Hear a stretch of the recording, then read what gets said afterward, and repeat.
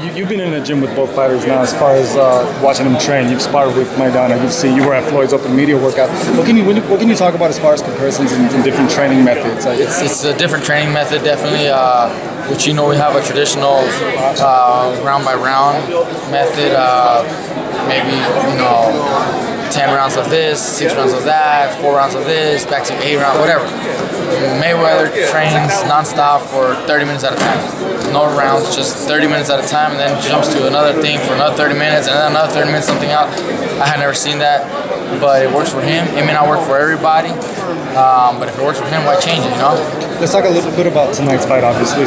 Beginning with the glove controversy. You're a fighter. I've asked this question to other fighters as well. How important is it knowing going into the fight that you're wearing gloves that you selected from the very beginning, or does it matter at all? It matters because you want to be comfortable. If you're not comfortable, you're not going to perform as well.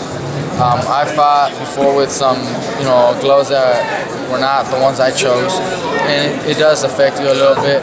I fought with some shorts that were not fitted properly, and it bothers you. You got to do what you got to do once you're in the ring, and hope that everything turns out well. But it is uncomfortable.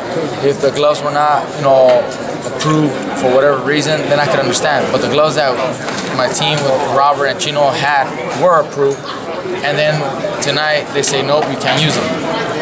That definitely messes a little bit, but you just do what you can and hope for the best. Do you think it's a different fight if he happens to chew or play or fight in his particular gloves? Oh, it could definitely make a big difference if the punch lands and it's not as padded as the ones that they use. The ones they use are the Everlast Power Lock with a lot of padding and a lot of sponge in the front.